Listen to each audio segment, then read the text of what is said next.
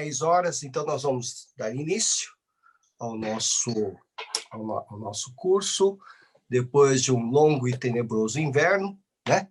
Estamos retomando, então, as nossas atividades, e agora com um novo tema neste semestre, tá? Nós estaremos trabalhando, estudando juntos a introdução bíblica. E nós vamos utilizar como um texto base, um livro base, né? Este aqui, não sei se vocês estão vendo, Introdução Bíblica, tá? Do Norman Geisler e William Nix, tá? Da editora Vida. Nós vamos apresentar aqui alguns... nós vamos ver todo o livro, obviamente, né? Mas alguns temas importantes que dizem respeito à introdução bíblica. Nós vamos orar nesse momento, né? Nós vamos pedir a Deus que nos abençoe. A Glaucia e o Rogério estão entrando. Bom dia, né? Bom dia a você, querido casal, né? Nós vamos orar a Deus agora, nesse momento. Vamos pedir a Deus que abençoe a nossa aula e também, eu vou pedir para orar e lembrar-se dos nossos enfermos, né? E do nosso país que está enfermo também, em todos os sentidos, tá? Então, nós vamos orar e vamos pedir a Deus que abençoe a nossa aula, que cure os nossos enfermos, que abra a porta de emprego para quem está precisando, que mantenha no emprego quem está ali preocupado com o seu emprego também, né? E que o nosso país possa ser livre dessa pandemia que tem trazido tanto incômodo, né, aos nossos corações. Irmão Josué, está dando para ouvir? Dá para orar por nós? Sim, pastor. Então, por favor. Sim, pode orar por nós? Tá bem, tá bem. Deus Pai, nosso Senhor, nós te damos graça, Pai, por essa manhã maravilhosa, onde, Pai, nós estamos retornando ao estudo da sua palavra, Pai, ministrada pelo nosso pastor, Pai, todos os sábados, Pai. Que bênção, Pai, nós recebemos nesse dia, Pai. Deus querido, eu quero colocar diante do Senhor, Pai, esses momentos que passamos aqui, que a presença do seu Santo Espírito, Pai, seja manifesta, Pai, tanto na exposição da aula, como também na nossa compreensão, Papai. Amém. Que possamos sempre, sempre mais saber do Senhor, Pai. Amém. Deus, estamos passando por momentos difíceis, Pai. Deus, essa crise pandêmica que assola o país, que assola o mundo, Papai, tem levado muitas pessoas a óbito, Pai, muitas pessoas ao sofrimento, muitas pessoas, Pai, enlutadas porque perderam seus entes queridos. Deus, conforte essas pessoas, Pai. Na nossa igreja, Pai, nosso hall de amigos, tem muitas pessoas nessa situação, Pai. Só o Senhor, Cristo, para confortar seus corações, Papai. Deus, essa crise tem assolado a economia do país, Pai. Há muitas pessoas desempregadas, Pai. Tenha misericórdia, Papai, delas. Abre porta de desemprego, Pai. Permita que haja um desenvolvimento econômico, Pai, para que essas pessoas sejam colocadas, Pai. E aqueles empresários, Pai, profissionais autônomos, liberais, Deus, que tenham esses negócios, Pai, alavancados, melhorados, Papai. Em nome de Jesus. Papai, cuida de cada um, Deus. Pai Santo, eu quero pedir ao Senhor, Deus, pelos enfermos, tantas pessoas acometidas do Covid-19, Pai. Oh, Deus. Tenha misericórdia dessas pessoas, Pai. Deus, entra com seu favor, Pai, com a sua misericórdia, Papai. Há também outras pessoas com outra espécie de doenças, Papai, outras enfermidades, Papai. Deus, cuida. Nós confiamos no Senhor, no seu poder, e colocamos todas elas nas suas mãos, Pai. Amém. Sabendo que o Senhor pode curá-las. Temos certeza que o Senhor pode, se for da vontade do Senhor, Papai. Amém. Deus, abençoa a todos. Abençoa esse momento, abençoa esse nosso dia, esse final de semana, Papai. É assim que oramos e agradecemos sempre no nome poderoso do seu Filho amado, nosso Senhor e Salvador, Jesus Cristo. Amém. Amém. Muito obrigado, meu irmão Josué. Deixa eu ver, tem bastante gente aqui na fila entrando. Bom, eu quero dar boas-vindas a quem está iniciando conosco neste sábado, neste semestre, né? O Mateus está nos ajudando. Mateus, se você vir alguém levantando a mão, né? Levantando a mão, querendo fazer uma pergunta, você me ajuda aí, tá bom? Como eu não tenho como controlar aqui, né, por causa de eu acabei esquecendo de fazer alguns ajustes na configuração, então eu queria que você pudesse desligar o seu áudio, não vou ter como estar controlando, né, ao mesmo tempo que eu vou estar expondo a aula, tá bom? Mas se você tiver alguma pergunta, tem um sinalzinho lá, tem uns 3 pontinhos lá, né, onde você pode acenar, e o Matheus, então, vai me ajudar a ver quem é que está com alguma dúvida ou quer trazer alguma contribuição para a nossa aula, tá?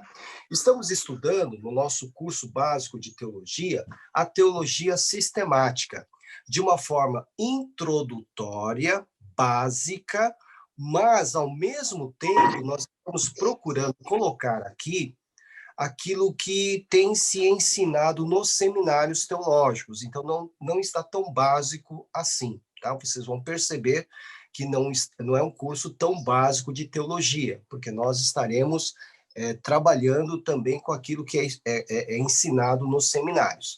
E um dos temas ou assuntos da teologia sistemática, por que teologia sistemática?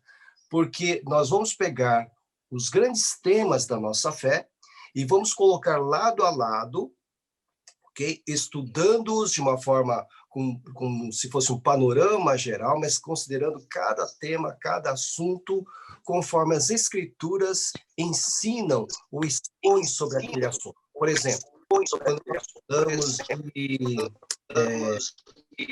acho que tem alguém com o microfone aberto, se você puder desligar o seu microfone, tá? Por exemplo, quando nós falamos a respeito da pessoa de Deus, né? É chamado classicamente de teologia primeira, a doutrina de Deus, a natureza de Deus, atributos de Deus, né? Então, quando nós falamos de Deus, né? Estudo sobre a pessoa de Deus, então nós vamos pegar todas as escrituras, de Gênesis e Apocalipse, e verificar o que todas as escrituras falam a respeito da pessoa do nosso Deus, tá? Esse é o trabalho da teologia sistemática. Então, nós vamos pegar o assunto, por exemplo, sobre o Espírito Santo.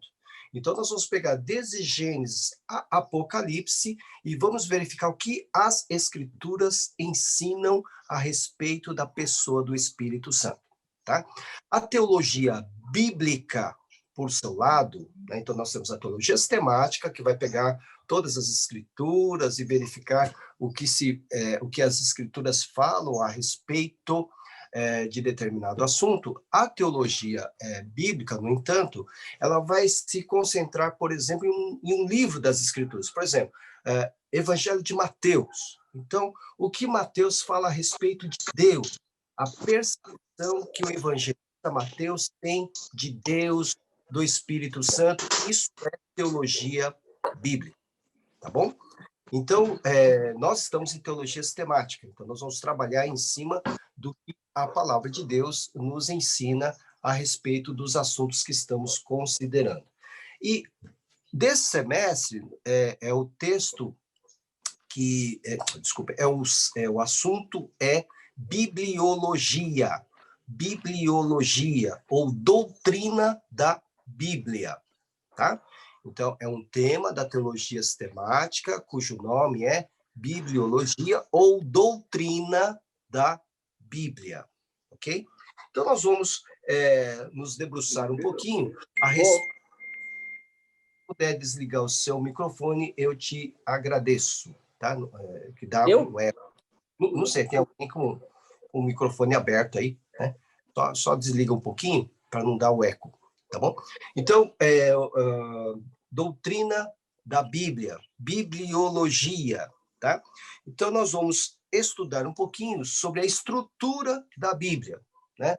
Eu não sei se você já parou para olhar para a sua Bíblia, e você, obviamente, já percebeu que ela está dividida em 2 grandes testamentos, ou acordos, ou pactos, ou alianças, tá? O conceito é o mesmo. Então, testamento, acordo, aliança ou pacto, tá? Então, você viu que a Bíblia está dividida em 2 grandes blocos, tá?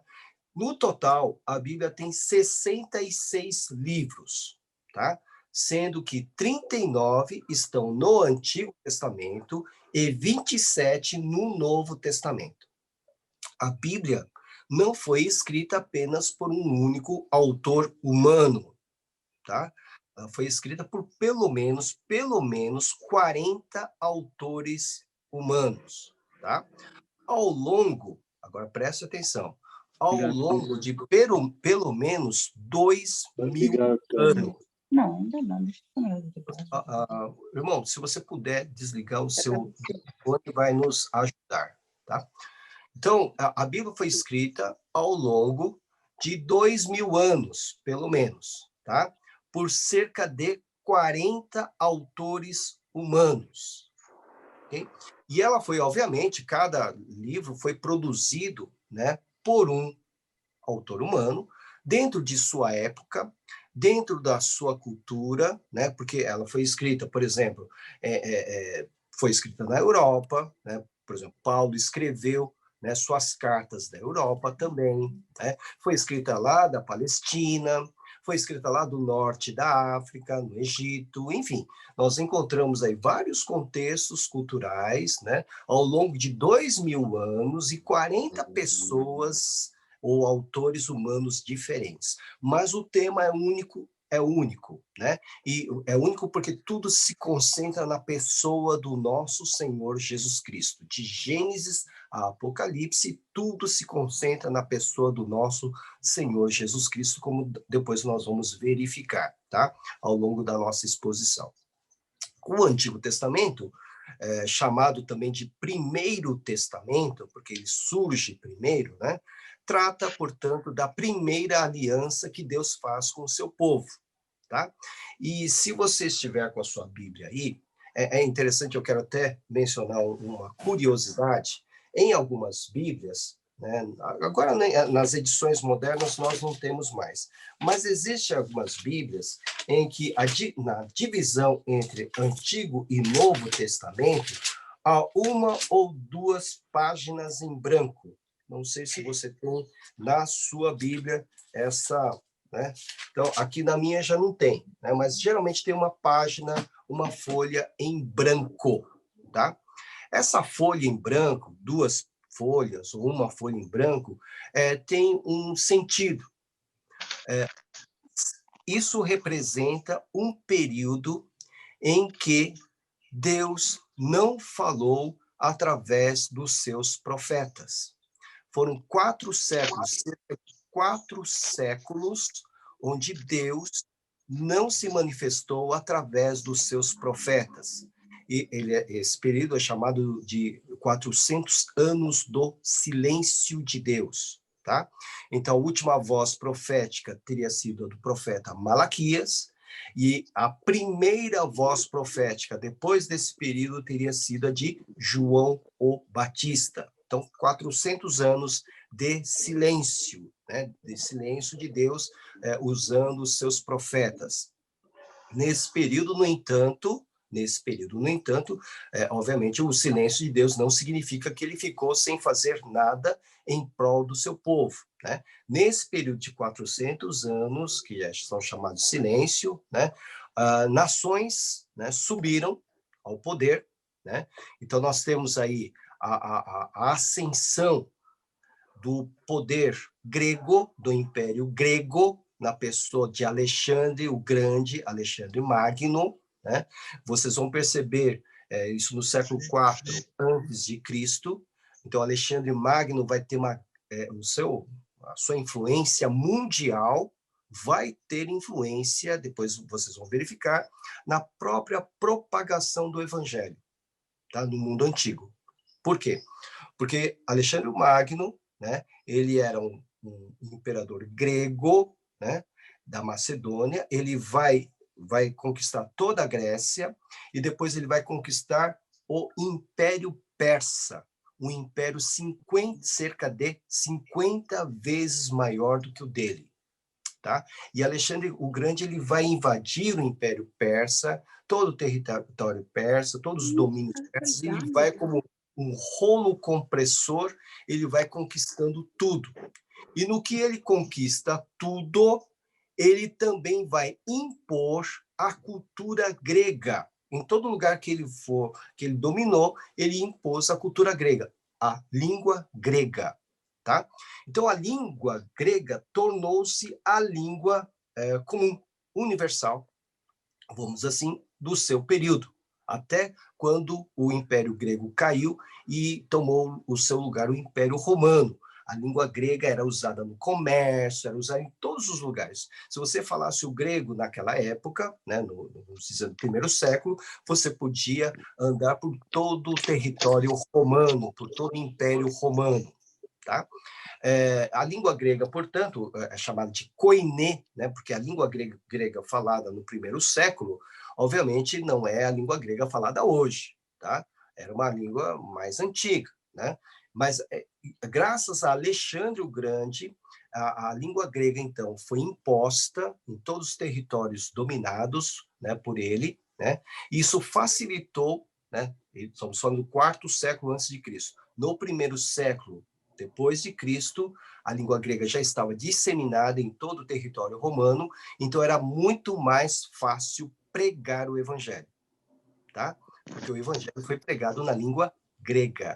Então veja a contribuição nesse período de 400 anos de silêncio de um imperador, né? De um imperador que impôs, então, a cultura grega e facilitou o trabalho da proclamação do evangelho no primeiro século, quase 400 anos depois. Também surgiu no lugar do Império Grego, nesse período aí, que é representado por essas folhinhas em branco, também subiu no lugar do Império Grego o Império Romano, tá? Então, Roma, então, vai assumir o papel de principal personagem político, né?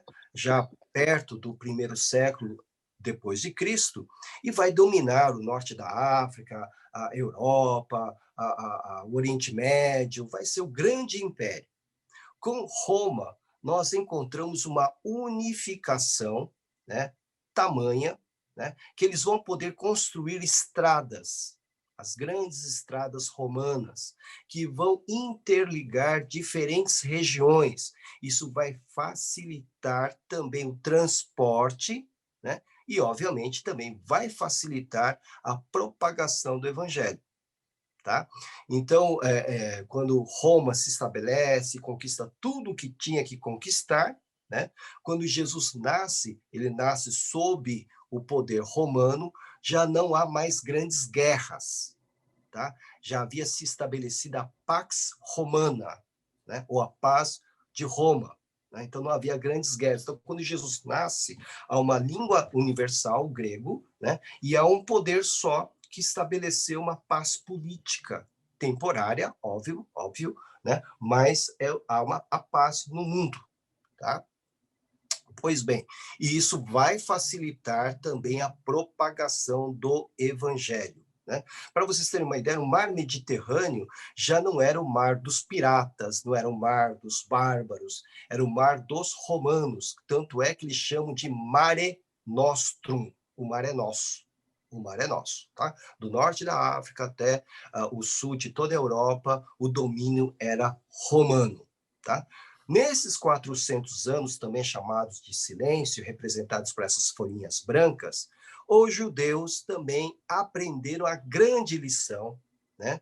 Que, infelizmente, no passado, a lição da idolatria, do pecado da idolatria, eles nunca mais foram idólatras. Quando eles foram para a Babilônia, né? No século 6 antes de Cristo, e voltaram 70 anos depois para a Terra Prometida, né? Livres, libertos pelo Império Persa, por Ciro o Persa, eles nunca mais buscaram os deuses dos seus pais. Dagon, Baal, Aserá, nunca mais, nunca mais. Então, quando Cristo nasceu, o povo judeu estava voltado para as Escrituras. Eles não estavam mais buscando outros deuses, estavam voltados para as Escrituras. Até mesmo o cruel rei Herodes, que estava reinando sobre os judeus, havia reconstruído o templo, né, de Jerusalém. Tá? Então, ou seja, era o povo agora do livro e havia uma retomada à religião judaica. Então, eles estavam voltando às tradições. Então, o tempo do nascimento de Cristo Jesus foi um tempo propício, porque ele nasce no momento em que há uma língua universal, o grego, ele nasce no momento onde há paz política, né? E num momento em que o povo judeu não mais está mais voltado para o pecado da idolatria, tá bom? Não sei quem está com o microfone aberto, se puder fechar o seu microfone, eu te agradeço, tá bom? Pois bem, agora vamos para a estrutura mesma do Antigo Testamento que nós estamos levando em conta. Então, a primeira voz profética, João Batista, mas o Antigo Testamento é formado por 39 livros. Se vocês tiverem alguma dúvida, vocês podem me interromper, o Mateus está de olho. De Gênesis a Malaquias, são 39 livros, tá? Eles são divididos nas seguintes categorias.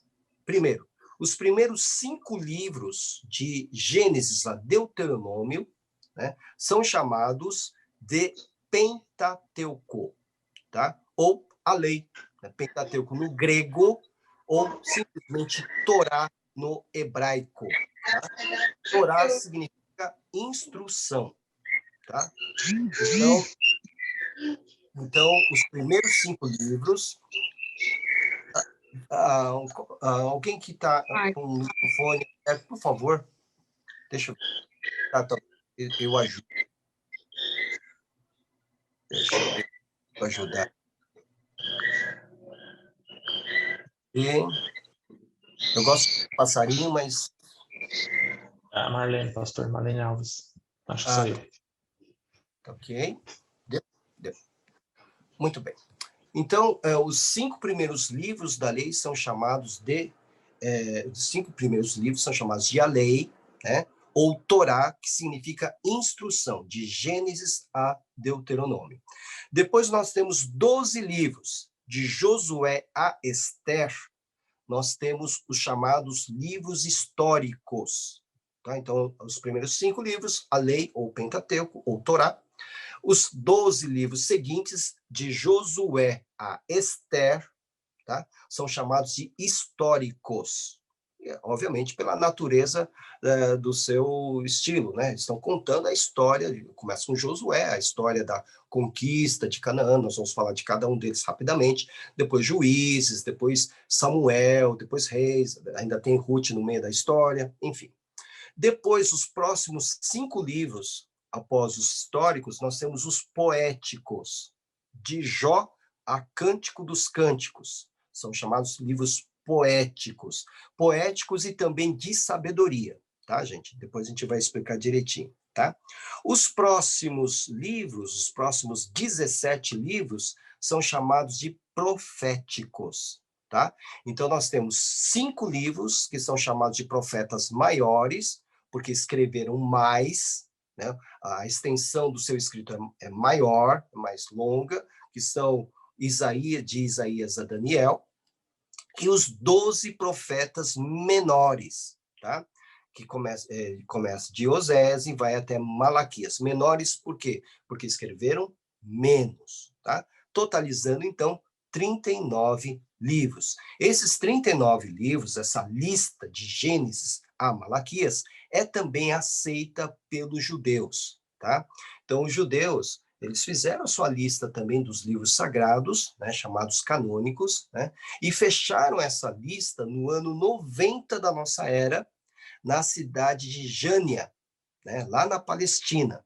Por que em Jânia e não em Jerusalém? Porque Jerusalém tinha sido arrasada, destruída no ano 70. Então, no ano 90, eles então fecham a lista. Né? Qual é a nossa lista de livros sagrados? Então, é de Gênesis a Malaquias, os 39 livros que nós também temos. Tá? É a mesma lista que nós temos na nossa Bíblia, tá? Que difere da Bíblia católica, que tem 7 textos a mais. Tá? Esses 7 textos a mais na Bíblia católica são chamados de apócrifos. ok? Apócrifo significa oculto, ou de sentido oculto, escondido, tá? Esses livros, né, ou pelo menos grande parte deles, surgiram nesse período de 400 anos do silêncio que nós já tínhamos falado para vocês. Tá? Eles surgiram e acabaram entrando ali na crença dos crentes judeus da época, né, e acabaram incluindo, né, esses livros ali numa versão. Deixa eu contar um pouquinho antes, né? Eu falei de Alexandre o Grande, você se lembra disso. Alexandre o Grande passou pela Palestina, dominou tudo na Palestina, mas ele foi muito favorável aos judeus. Foi tão favorável aos judeus que os judeus o admiraram de uma forma muito forte, né? Tanto é que, naquela época, muitos judeus deram o nome de Alexandre aos seus próprios filhos. Tá? E muitos judeus seguiram Alexandre para o Egito, porque Alexandre também conquistou o Egito. E no Egito, Alexandre ele conquistou uma cidade e batizou essa cidade com o nome de Alexandria. Tá? Então, judeus também acompanharam Alexandre lá para Alexandria, e lá, então, conta a lenda que 70 sábios judeus traduziram, né, aquilo que nós chamamos de Antigo Testamento do hebraico para o grego. Tá? Então, esses 70 sábios judeus, eles teriam traduzido a Bíblia do hebraico, que é a língua original, para o grego, a língua falada. Lembra-se que eu falei sobre a língua universal, né? Então, eles quiseram popularizar, então, né, vamos assim dizer, as escrituras. E essa foi a Bíblia utilizada também no primeiro século, quando do surgimento de Cristo entre nós. Era a Bíblia que era conhecida no grego. Nessa versão grega, tem esses 7 livros a mais, entendeu? Por isso que eles estão ali. Né? De alguma maneira, aqueles 7 sábios judeus incluíram esses textos, né, que depois foram depurados pelos próprios judeus, né, e também pela igreja depois, né, pelos próprios judeus no ano 90, e depois a igreja protestante, não a igreja católica, porque a igreja católica vai assumir esses 7 textos a mais, né? A igreja protestante, então, vai depurar, porque vai seguir aquilo que os próprios judeus haviam tomado como lista sagrada, tá? Tem alguém fazendo pergunta, Mateus? Quem é? Isso, o Davi está com a mão levantada, pastor. Oi, Davi, pode abrir seu microfone. Obrigado. Davi? Ele está tentando abrir o microfone. Peraí.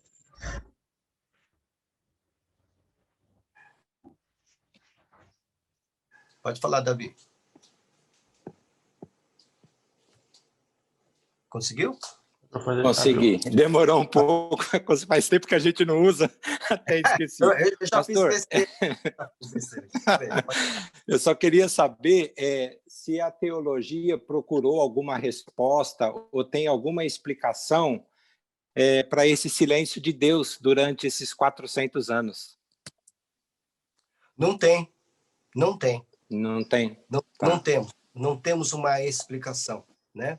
Apenas esses fatos históricos que eu levantei, de Alexandre o Grande, do Império Romano e da religiosidade judaica, que foram 3 fatores que contribuíram fortemente para quando do surgimento do cristianismo houvesse condições muito próprias para a proclamação das boas novas, né? Então, esses 3 fatores importantes, históricos importantes, possibilitaram, né, em conjunto, possibilitaram a proclamação do evangelho no primeiro século. E, sem dúvida nenhuma, está a mão de Deus aí, né? Vocês vão perceber depois que isso também, isso é uma questão de fé, obviamente, né? Não temos nada escrito aqui na Bíblia sobre esses 400 anos, mas também é uma questão de fé o fato de a igreja ter tomado a decisão no século V da nossa era sobre quais seriam os livros sagrados que nós seguiríamos,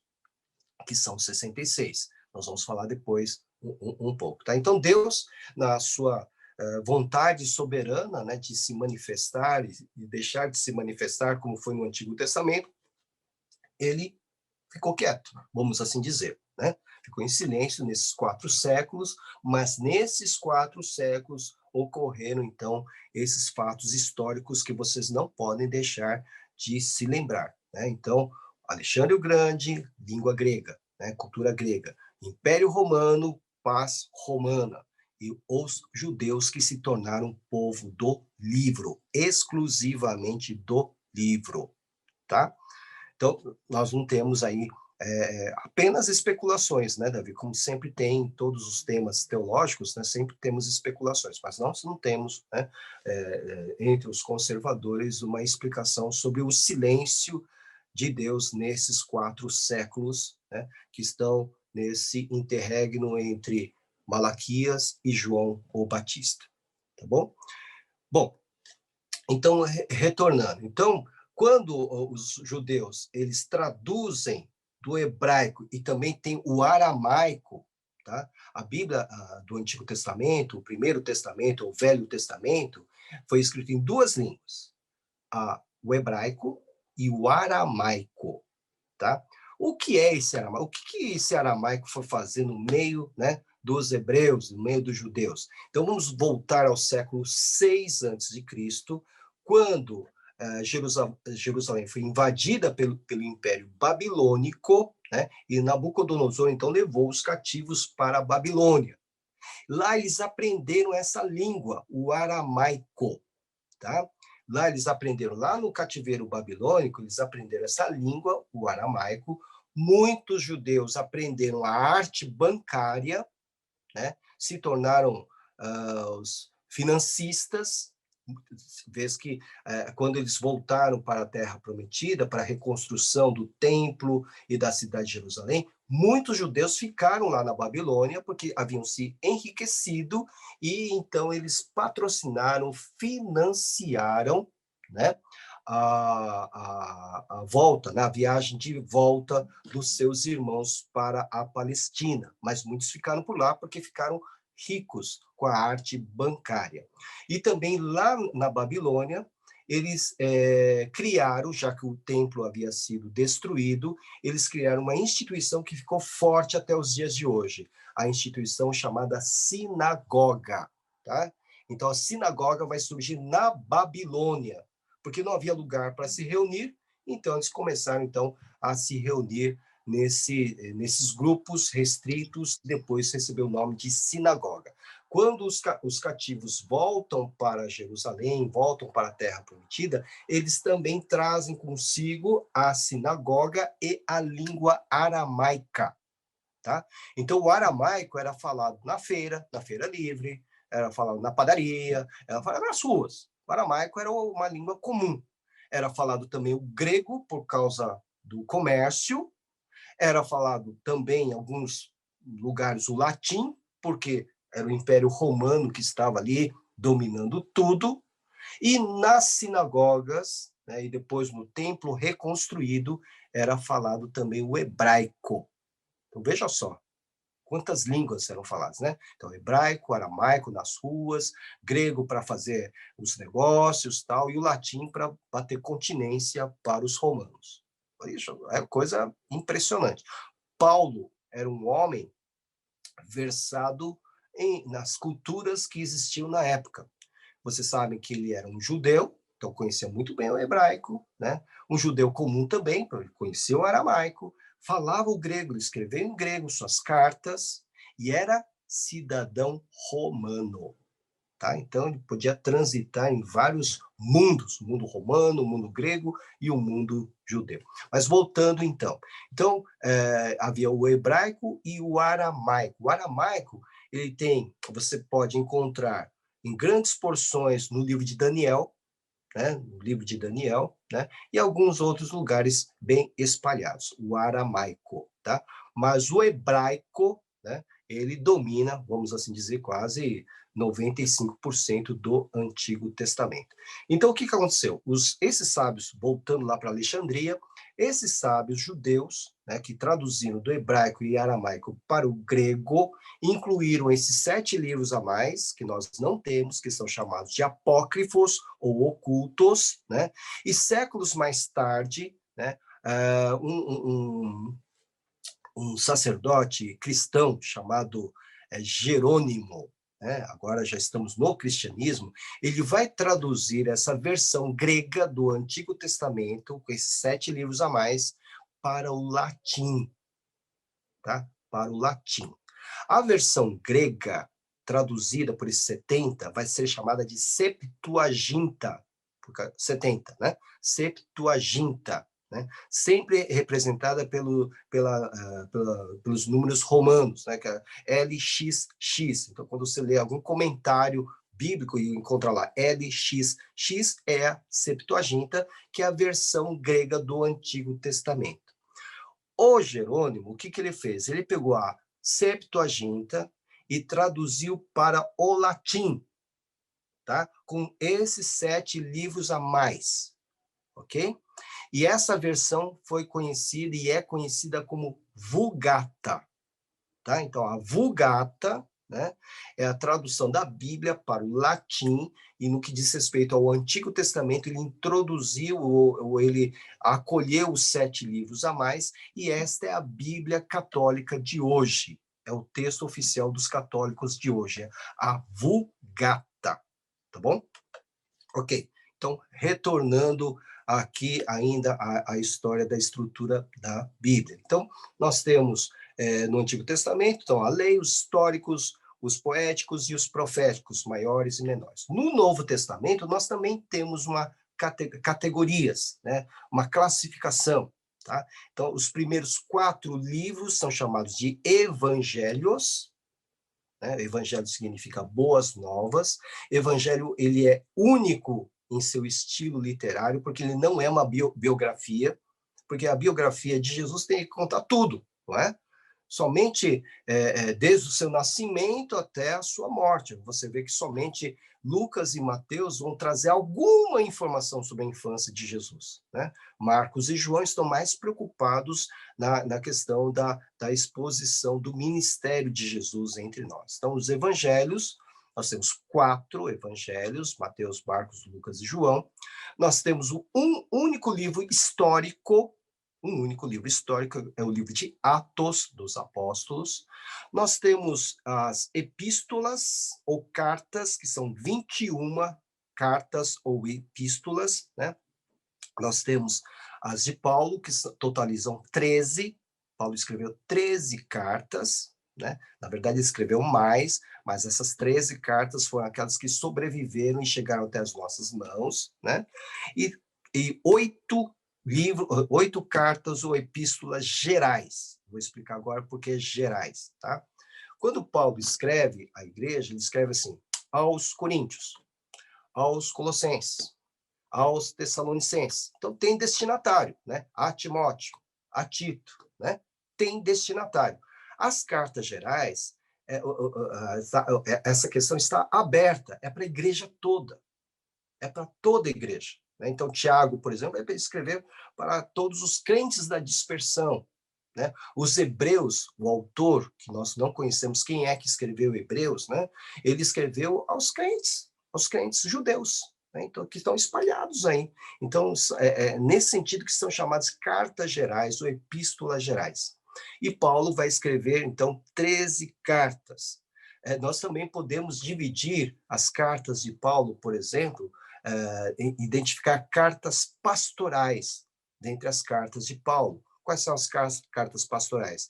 Aquele que escreveu para Timóteo, para Tito, né? São cartas pastorais, de pastor para pastor, tá? Então, depois a gente vai ver isso com calma.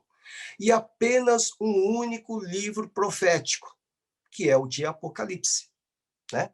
Então, só temos no Novo Testamento um único livro histórico, que é Atos, e um único livro profético, que é Apocalipse, tá?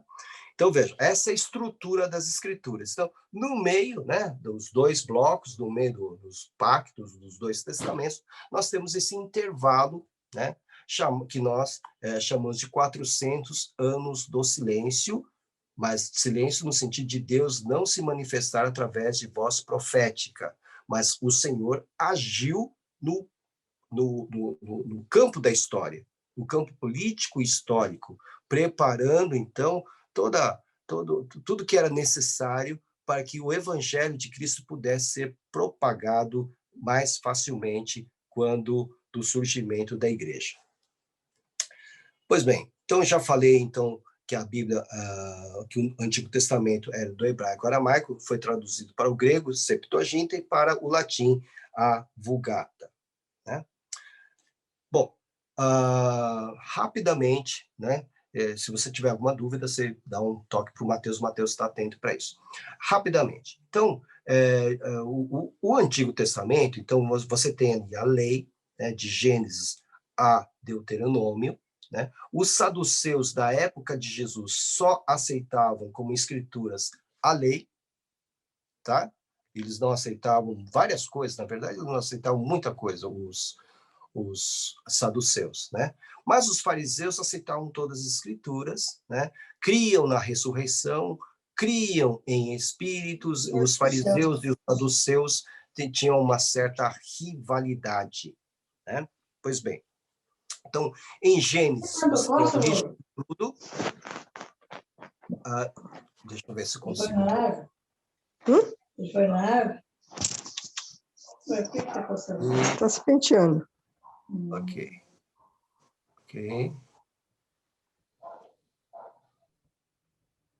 Mateus, depois eu juro que eu passo o controle para você. Pois bem, então nós temos de Gênesis a origem de tudo, Êxodo, nós temos a saída de Israel, né, do Egito, estou falando de forma bem resumida, né? Depois nós vamos ter a questão de Levítico, por exemplo, quando é um manual dos levitas, né? Levítico, Êxodo, foi escrito aos pés do Monte Sinai. Levítico é dado aos levitas no Monte Sinai, né? Deus ensinando como é que os levitas deviam trabalhar, né? Os levitas, somente a tribo de Levi foi atribuída a honra de ter sacerdotes e o sumo sacerdote, tá? Por isso tem um livro específico para eles, é um manual para eles, como é que eles vão lidar com o sacrifício, o que eles podiam aceitar como oferta para Deus, enfim, é um manual para o trabalho deles. Depois, Números, o Números é escrito a partir da saída dos pés do Monte Sinai para o deserto, tá? Então, toda a peregrinação a partir do Monte Sinai para o deserto, você tem o livro de Números, tá? Então, veja só, Êxodo, quando chega ao Monte Sinai. Levítico é um manual que é dado aos levitas no Monte Sinai.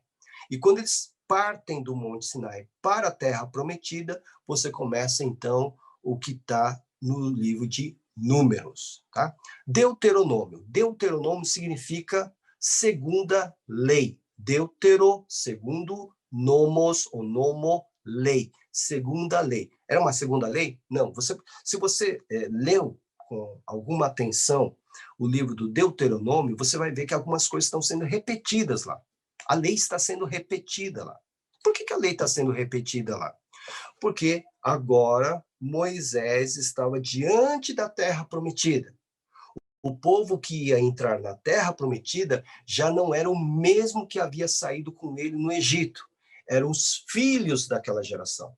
Então, vocês vão se lembrar que durante 40 anos, toda aquela geração reclamona, murmuradora, tal, morreu no deserto.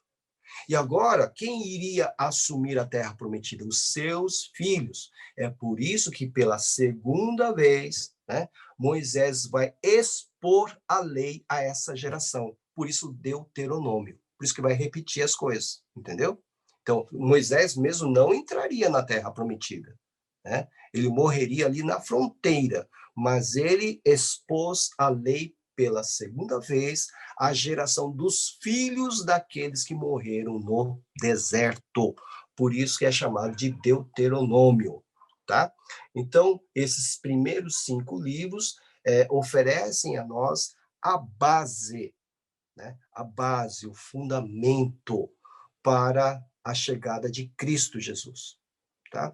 Em Gênesis, você encontra a necessidade de um Salvador, desde o pecado de Adão e Eva, né?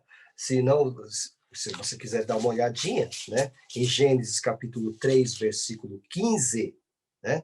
Nós temos aquilo que é chamado de proto-evangelho, uma amostra grátis do evangelho, vamos assim dizer, né? Porém, inimizade entre você e a mulher, diz o Senhor a Adão, entre a sua descendência e o descendente dela. Agora, presta atenção. Este descendente lhe ferirá a cabeça de quem? Da serpente, e você lhe ferirá o calcanhar. Então, nós temos aqui o proto-evangelho, ou seja, o descendente da mulher, Jesus, haveria de pisar na cabeça da serpente, embora a serpente pudesse feri-lo, como aconteceu na cruz do Calvário. Proto-evangelho. Em Êxodo, nós encontramos na pessoa de Moisés a figura de Cristo, porque Cristo vai nos libertar do Egito do pecado, da escravidão do pecado, e nos levará, nos conduzirá à terra prometida, a Jerusalém celestial. Este mundo em que vivemos é um grande deserto, né? É a figura do deserto também.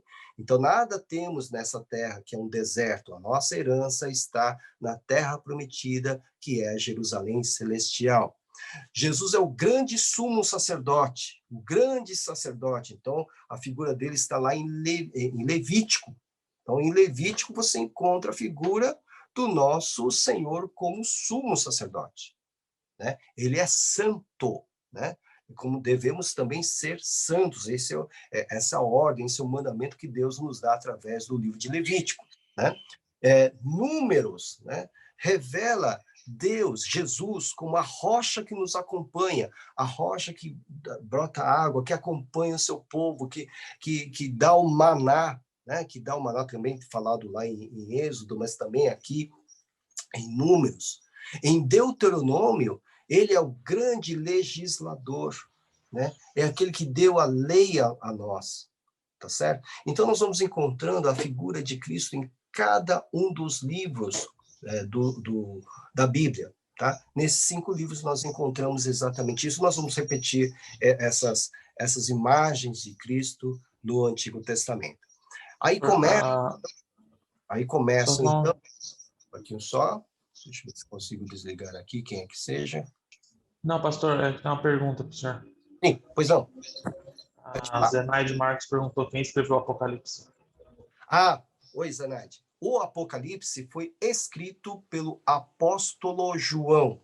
Não foi por João o Batista. João o Batista já havia sido morto, né? Pelo apóstolo João. O apóstolo João escreveu também o evangelho que leva o nome dele, 3 cartas gerais, 1ª, 2ª e 3ª, João, e o Apocalipse, tá bom? Ele que foi o autor humano, mas o autor divino foi o próprio Espírito de Deus, que nós vamos ver na questão da doutrina da inspiração das Escrituras, tá?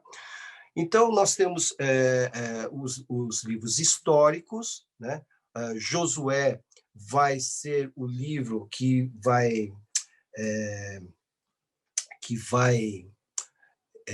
descrever a conquista de Canaã, tá? Então, Josué é o livro que quando Moisés passa o cajado para Josué, então Josué agora tem a missão de conquistar a terra prometida, tá? Então, começa lá com o relato de Jericó, etc., que vocês conhecem muito bem. Então, todo o livro de Josué retrata a conquista da terra prometida, ok? Depois de Josué, nós temos o livro de Juízes. Então, Josué, ele já tem 80 anos de idade quando ele começa a conquistar a terra prometida. 80 anos de idade, né? Imagina.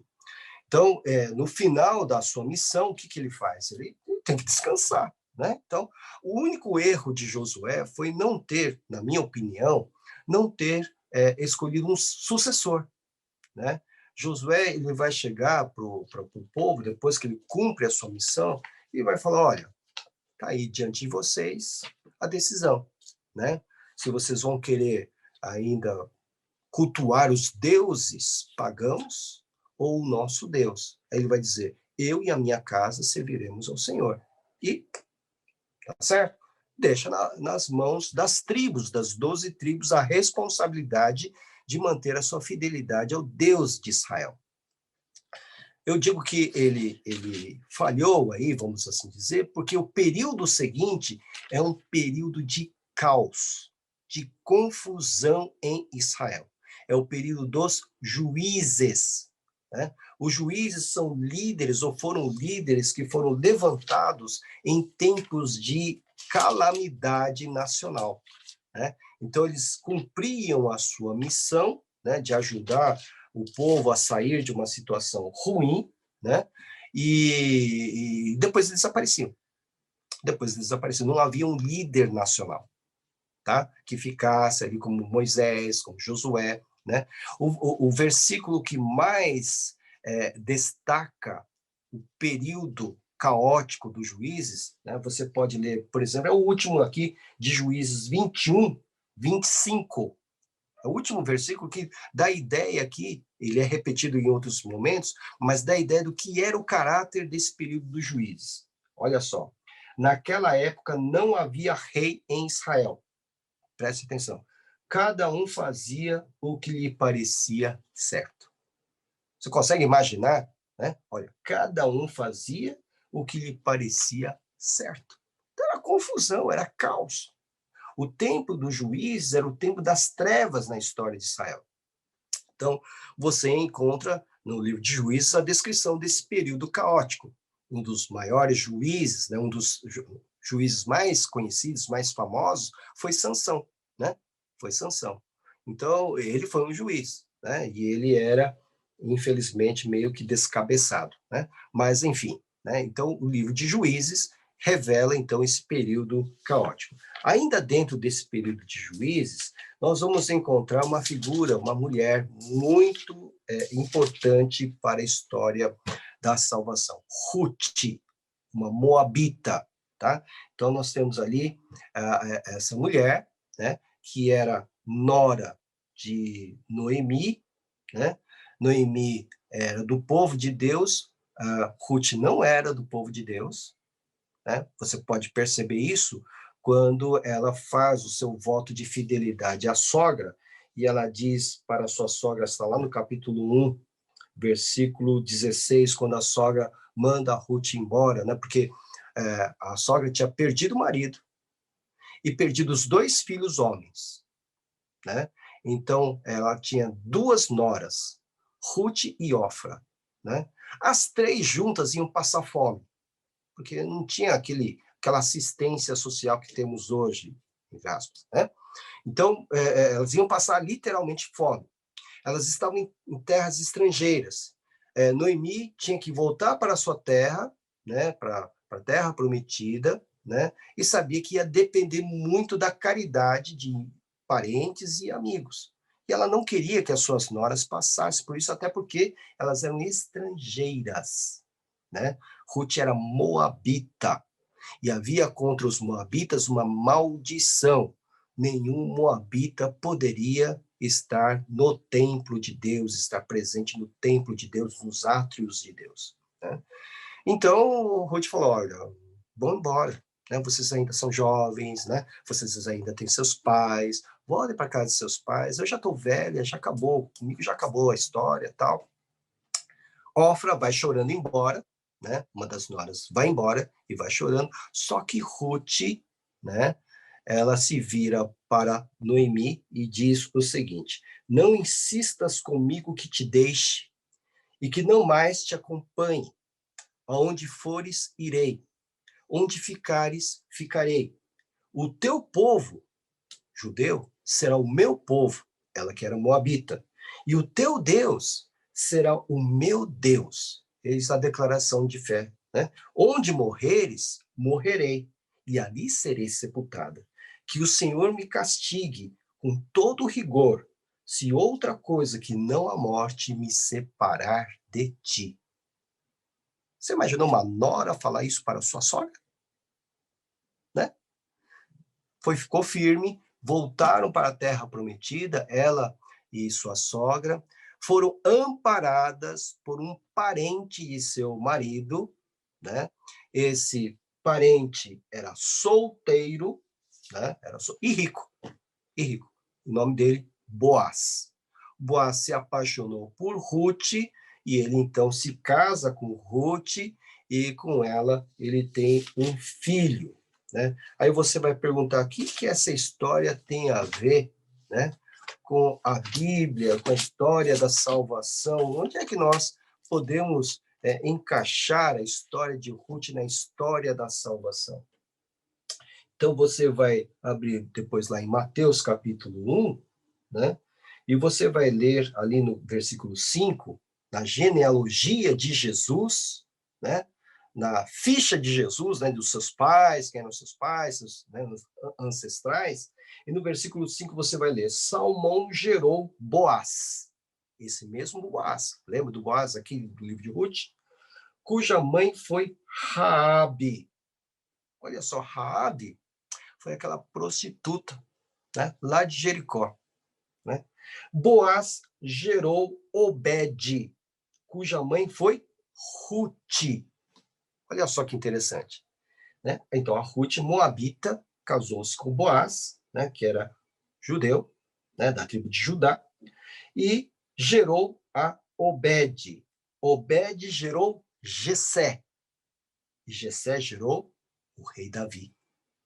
Olha só, de uma moabita, né, que se casa com um homem judeu, cuja mãe foi uma prostituta em Jericó, né? Nós temos aí a geração do rei Davi, né? E aqui quero abrir o parênteses, esse é o defeito de todo professor que é também pastor, né? Não posso deixar de dar um pitaco de pregação, né? Para aqueles que julgam as pessoas que vêm à igreja e ficam olhando para a sua vida passada e dizem, esse não pode participar da igreja, ela não pode participar da igreja, ela não pode, porque olha a história dela, olha o histórico dela, olha a vida dele, olha, não pode. Dá uma olhadinha nessa genealogia de Jesus, não estou falando do Kenji, não, de Jesus. Dá uma olhadinha. Nós temos uma prostituta, uma ex-prostituta. Nós temos uma moabita que era amaldiçoada pelo povo de Deus. Nós temos uma adúltera ou ex-adúltera. O nome dela não é nem mencionado aqui, porque era um escândalo. Batseba. Né?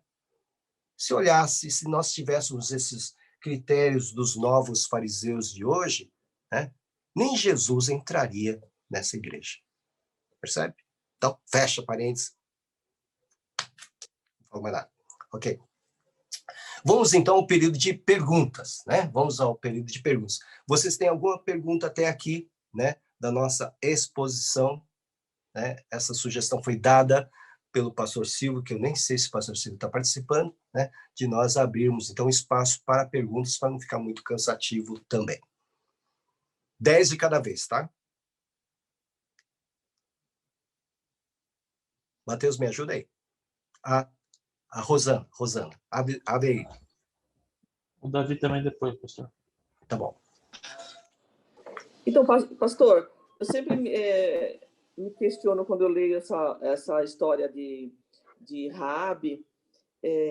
Ela usou da mentira, né, para esconder os espias lá. Espias. Então, isso às vezes me confunde um pouco, né? Porque quer dizer, Deus usou ela e ela usou da mentira. Como é que isso funciona? Como é que funciona? Ou não funciona. É a mentira santa, pastor? Nós não podemos falar que é uma mentira santa, né? Mas que Deus se aproveitou daquele momento e ele aprovou isso porque estava poupando o povo de Deus, né? Os espias precisavam ser preservados, para que eles fizessem parte do cumprimento da vontade de Deus, que era muito maior do que aquilo que era a missão de conquistar a terra prometida. O primeiro grande obstáculo foi Jericó, né? Então Deus aprovou, permitiu que isso ocorresse, porque havia uma missão maior. Então, se você seguir nessa direção, você vai perceber, por exemplo, porque Deus permitiu que Davi se casasse com Batseba naquelas condições. Houve um adultério combinado com homicídio. Tá? Deus aprova adultério e homicídio? Não. Mas, mediante aquilo que nós não conhecemos da parte de Deus, que ele conhece todas as coisas, sabe todas as coisas, ele permitiu que isso acontecesse, porque viria a nascer Salomão, né? E de Salomão viria, então, o nosso Redentor, séculos depois. Por exemplo, porque ele permitiu que houvesse uma bigamia, né, com Jacó, né? Jacó foi enganado, claro, foi enganado, mas ele se casou 2 vezes. Casou com Lia, né? E depois ele vai se casar com a Raquel.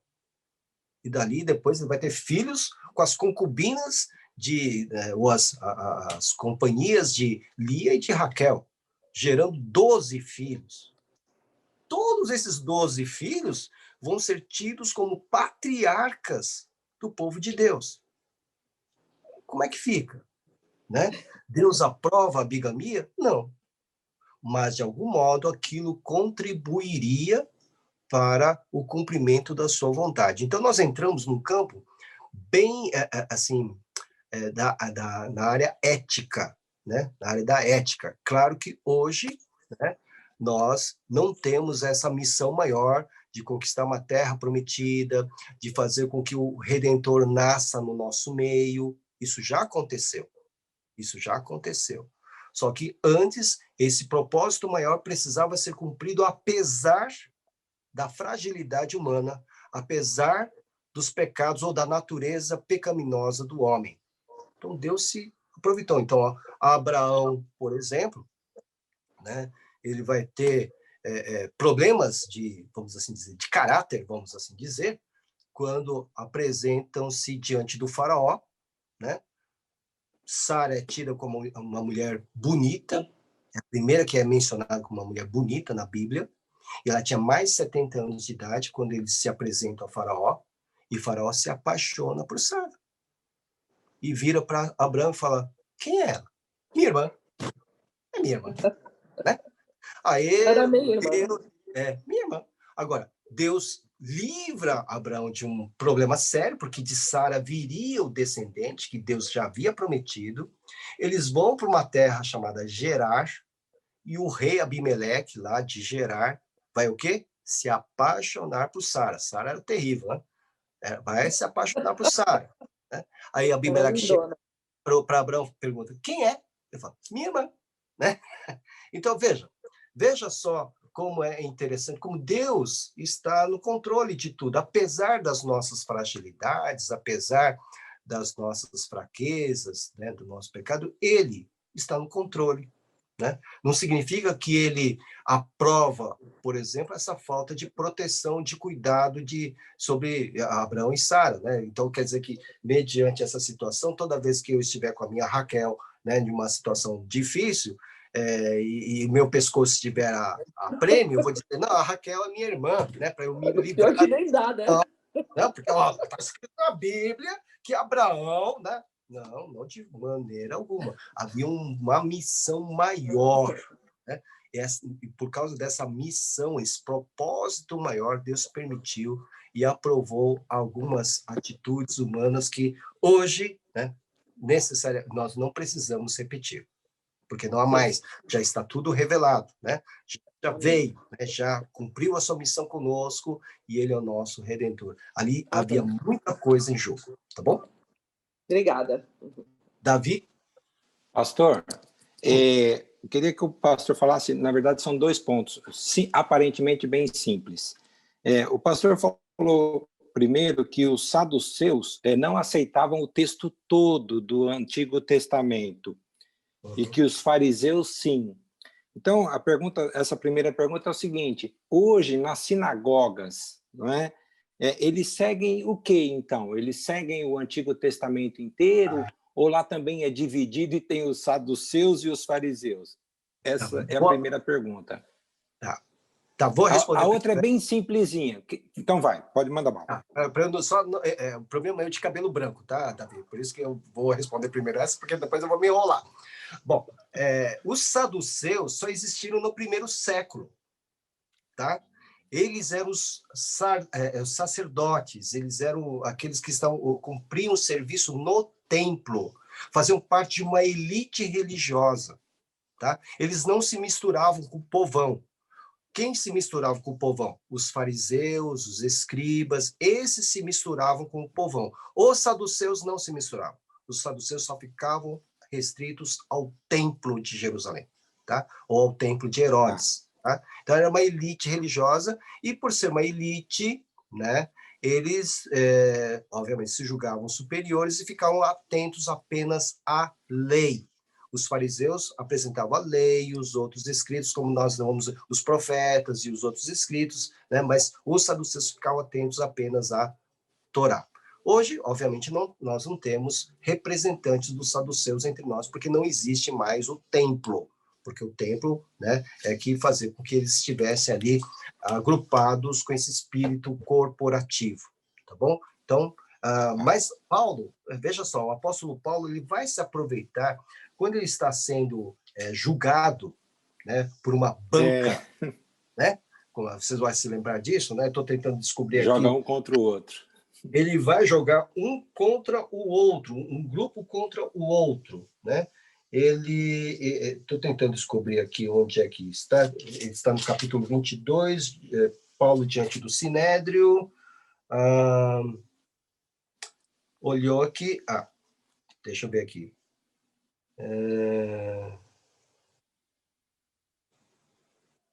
Aqui. Atos 23. Atos 23. Tá? Depois que ele briga lá com o sumo sacerdote e tal, versículo 6.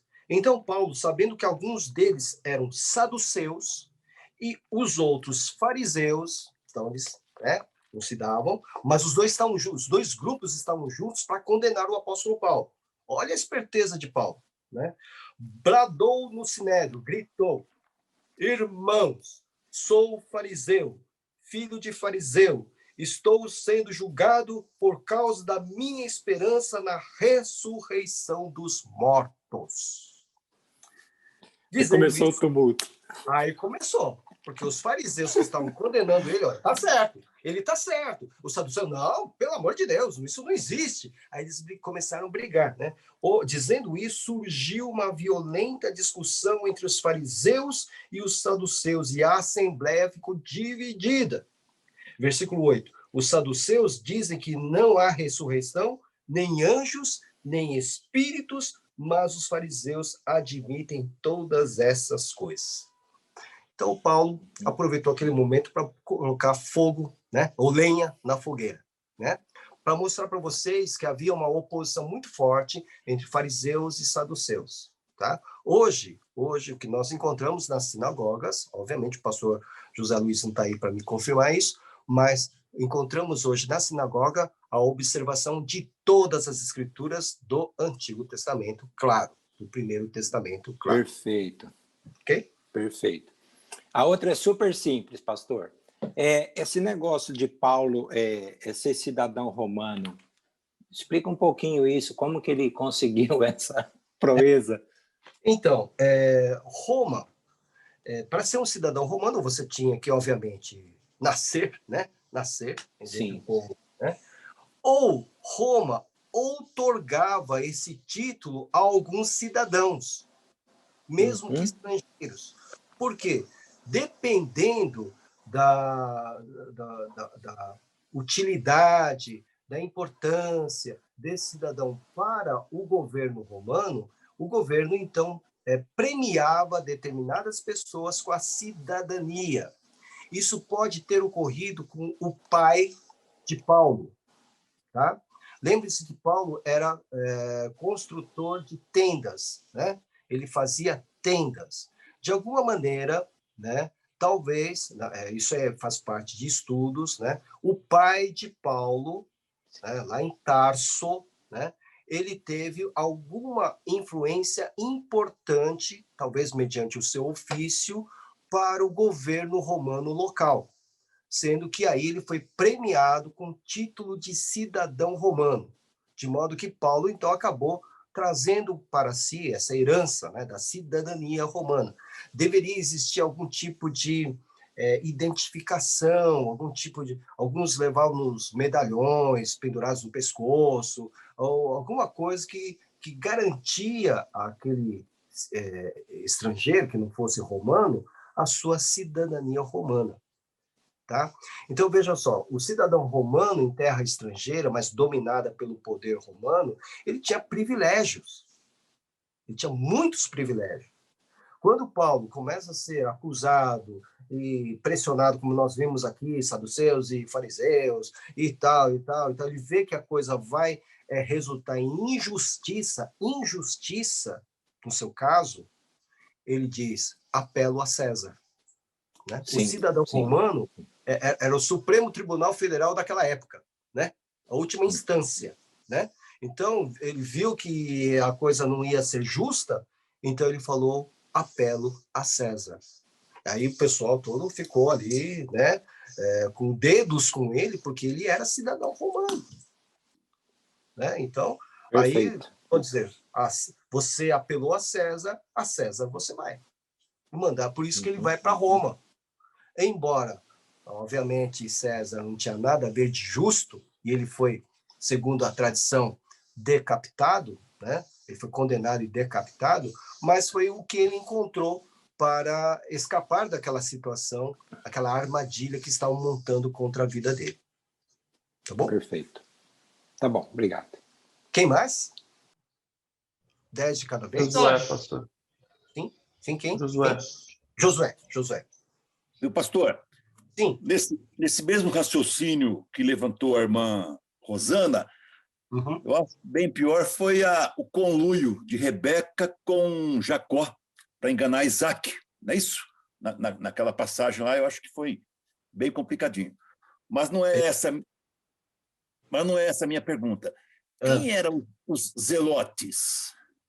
Os zelotes, né? Nós vamos encontrar entre os discípulos de Jesus, entre os apóstolos de Jesus, um zelote. Né? Então, vamos lá em Marcos, capítulo 3. Né?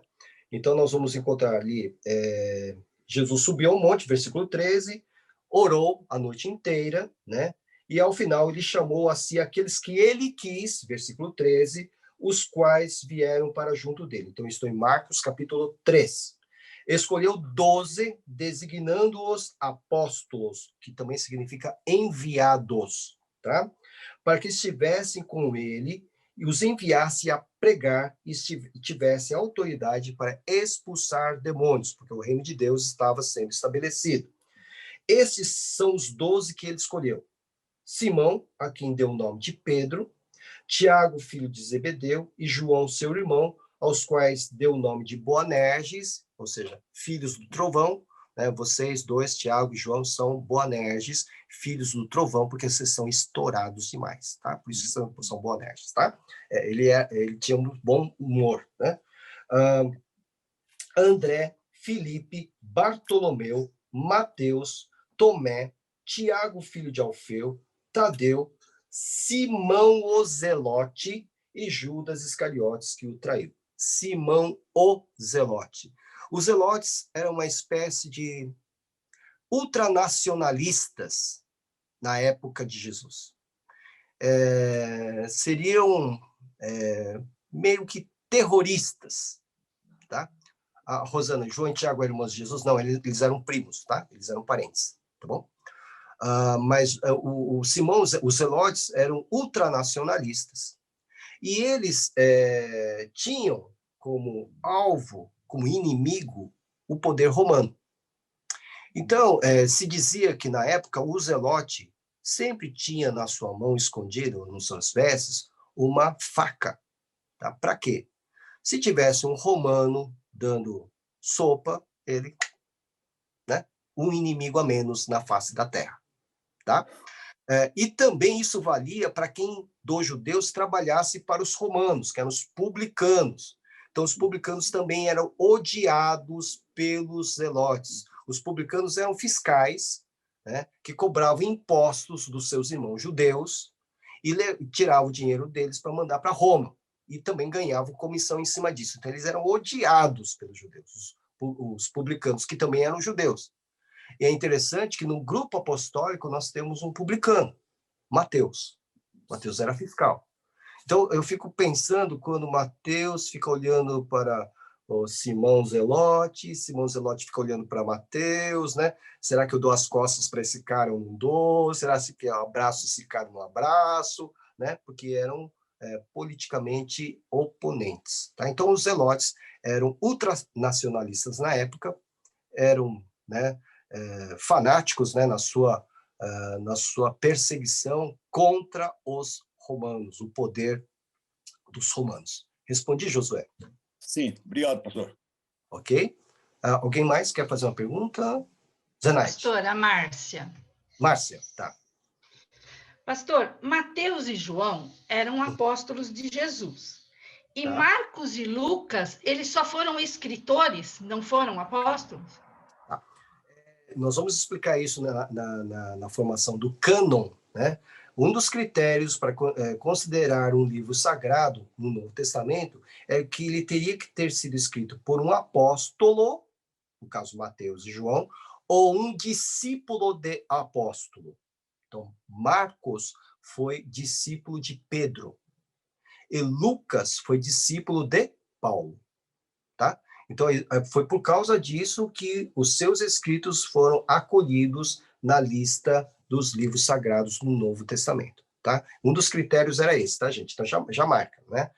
A autoria apostólica ou de discípulo de apóstolo, tá?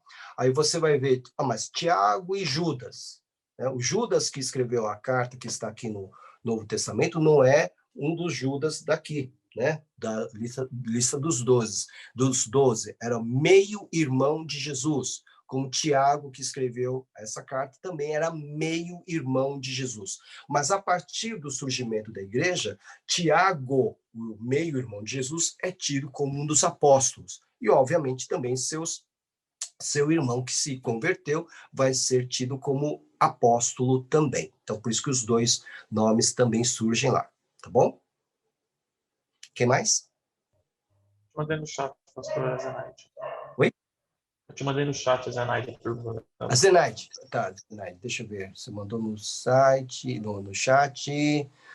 A Zenaide está perguntando: os descendentes de Adão são frutos de relações entre irmãos? Imagino que incesto não houve. Verdade, Zenaide. Não houve incesto, por quê? Porque estavam no início da humanidade. Era necessário reproduzir entre eles, porque uma ordem tinha sido dada, inclusive por Deus, para que reproduzissem e povoassem a terra. Não tinha outra maneira de irmãos se casarem com irmãos, tá? Caim, quando foge da presença de Deus, quando é expulso, ele vai se casar com uma de suas irmãs, tá? Não se configurava pecado de incesto na época. Agora, já na época de Abraão, 1.800 anos antes de Cristo, já na época de Abraão, já não era certo. Por quê? Porque Abraão vai apresentar Sara como o quê? Como sua irmã. Deduzia-se, então, que ele não podia ser casado com ela, porque era sua irmã. Então, não havia mais essa necessidade de reproduzir, de multiplicar. Então, já na época de Abraão, isso já não era aprovado por Deus, tá certo? Mas, no início, era necessário, no início da humanidade, era preciso reproduzir, era preciso povoar a terra. Então, não havia essa questão de incesto, tá bom? Quem mais? Rosana, pastor. Rosana? Ô, pastor, você não falou que o Tiago era primo do Jesus? Agora eu fiquei confusa. Tiago e João Boanerges. Tiago e João, os 12. Nós temos o Tiago e João, filhos de Zebedeu, e temos o Tiago, meio-irmão de Jesus. De Jesus. Só Tá? ele que seguiu Jesus? Judas também seguiu. Judas também seguiu. Agora, nós sabemos porque está aqui, né? Pode ser que os demais também. Nós não sabemos nem quantos irmãos e irmãs Jesus teve. Meio irmão, meio irmã. Nós não sabemos. Mas dois que se destacaram foram Tiago e Judas. Tiago é um nome muito comum. Tiago. Tá ligado a Jacó. Sim. Tá ligado a Jacó. Então, é um nome muito comum. Então, por isso que se colocava lá filho de não sei quem, etc., para poder distinguir. Tá? Então, nós temos o Tiago, filho de Zebedeu, irmão de João, e temos Tiago, meio-irmão de Jesus. Entendi. Tá bom? Obrigada. Mas é confusão mesmo, a gente acaba confundindo. Por exemplo, João, né? João, quem é que escreveu? Foi João Batista? Foi João Evangelista? Quem foi? Né? Então, também temos que João também é um nome comum, tá? Quem mais? Ajuda aí, Matheus, que eu só estou com uma tela aqui e não vejo todos. Não, por enquanto não tem. Então, tudo bem? Então, todo mundo ou entendeu tudo ou não entendeu absolutamente nada, né? Ok. Então, quero dar boas-vindas àqueles que estão assistindo a primeira aula. Então, o nosso método será esse: 1 hora de exposição, né? A meia hora seguinte para responder às suas dúvidas, mesmo que talvez não façam parte da nossa aula do dia, tá bom? Nós, então, lembramos que o nosso curso não tem mensalidade, né? Apenas sugerimos uma oferta mensal para o Ministério Nenex. O Nenex trabalha com capelania hospitalar, ele se veste de palhaço, ele tem uma equipe que faz aquele trabalho parecido com os Doutores da Alegria, só que ele prega o Evangelho, né? E também trabalha com comunidades carentes, com famílias em situação de vulnerabilidade. Hoje ele atende uma família, 74 famílias que estão vivendo literalmente debaixo de um viaduto, né? Então, se você quiser participar deste ministério e ajudar esse ministério, aproveitando também as nossas aulas, o nosso curso foi levantado exatamente para levantar o sustento para o Nenex, tá? Então, o número da conta está no site da nossa igreja, ou também nós já publicamos no nosso grupo de teologia. Tem uma pergunta aí, né, que apareceu, se não me engano. Sou meio cegueta aqui. A Marta, irmã Marta, por que tantas denominações chamadas batistas? Qual a diferença? Eu vou... se escorrer alguma coisa verde aqui no canto da boca, é porque eu estou... Mas é assim, é mais fácil abrir uma igreja chamada batista do que presbiteriana, não é? É mais difícil você falar, eu estou abrindo uma igreja presbiteriana. Então é mais fácil batista, porque o nome é popular, o nome batista é muito conhecido, né? Batista de batizar, e sempre pensam nisso, né? Do que presbiteriana, metodista, anglicana, menonita. Batista é mais fácil, né? Bom, agora deixa eu limpar, né? O que escorreu de verde aqui. Bom, nós vivemos um momento de grande liberdade religiosa no nosso país. Grande liberdade religiosa.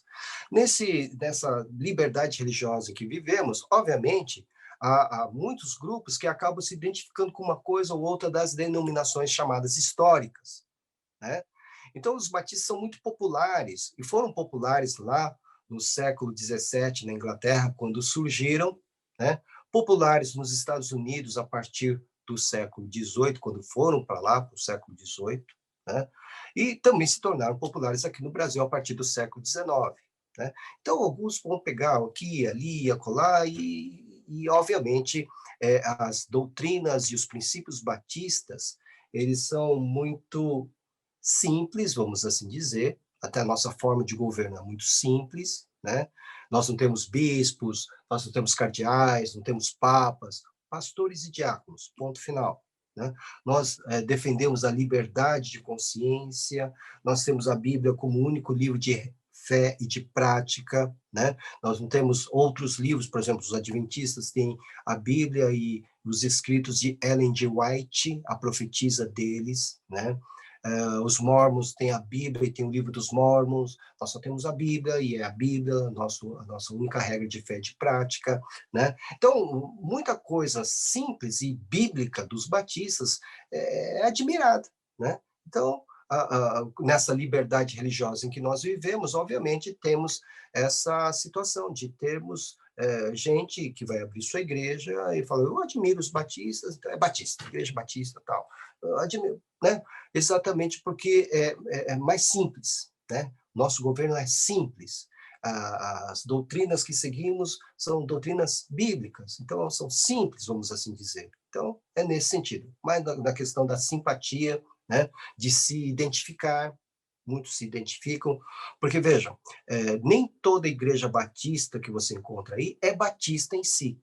No momento em que há um governo centralizado, deixa de ser batista. Então, por exemplo, tem uma igreja X que abre várias igrejas filiais.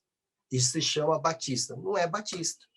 Porque uma igreja batista, de verdade, vai abrir uma outra igreja, sim, mas ela vai fazer com que essa igreja que ela abriu seja autônoma, seja autossuficiente. Depois que se torna autônoma, não tem mais nada a ver com essa igreja, a não ser as relações de amor e de cooperação.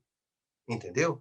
Então, as igrejas que mantêm um vínculo com as suas congregações, o pastor da sede, vamos assim dizer, mantém aquela congregação ali, rédeas curtas, está deixando um princípio batista. Tá? Então, nós temos que abrir congregações e fazer de tudo que essa congregação se torne uma igreja adulta, madura, independente, autônoma. Aí é ser batista. Tá? Então, líderes, né, pastores e diáconos, só. Entrou bispo aí no meio, deixou de ser batista. Entrou presbíteros aí no meio, deixou de ser batista.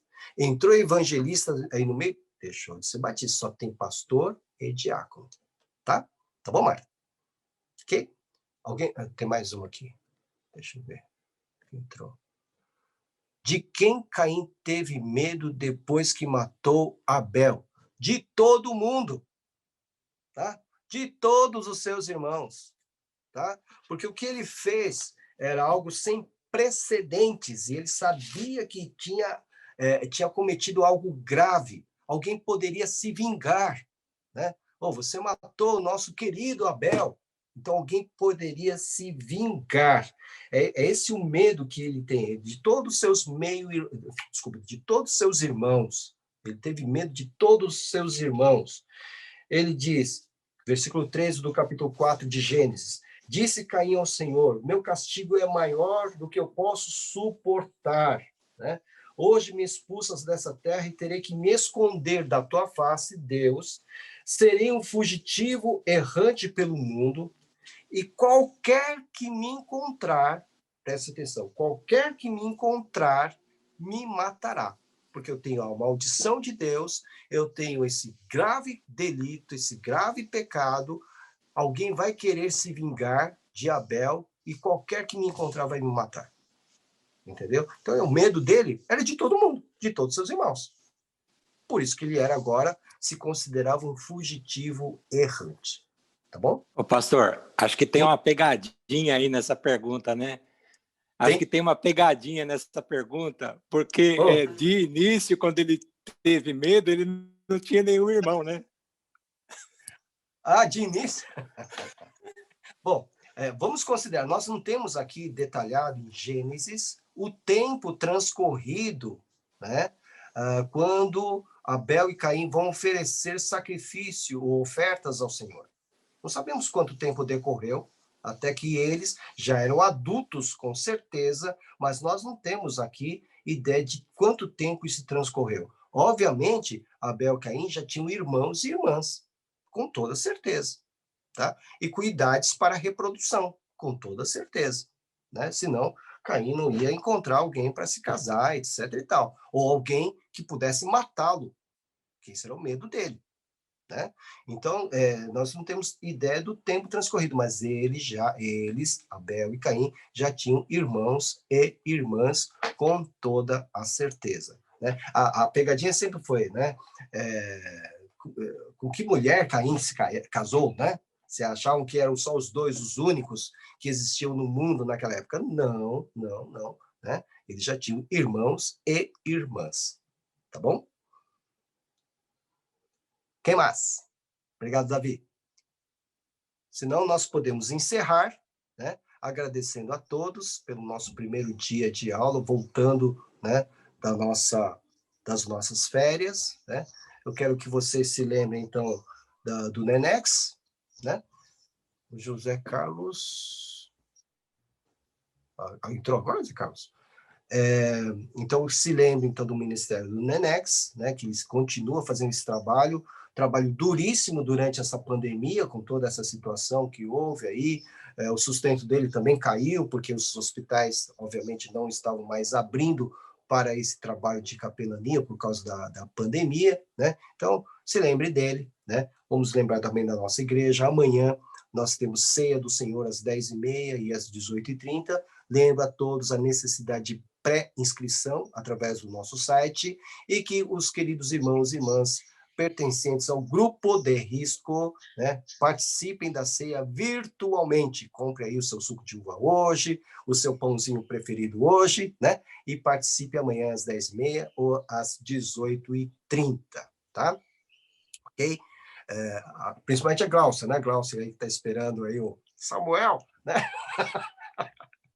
Né? Tá grávida, né? Vamos orar pela Gláucia, pelo Rogério, papai, mamãe, né? A Aninha tá devendo ainda o biscoito para mim, mas grupo de risco, por favor, evitem, né? Evitem.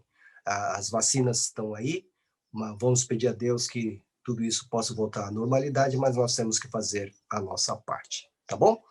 Deus abençoe, muito obrigado.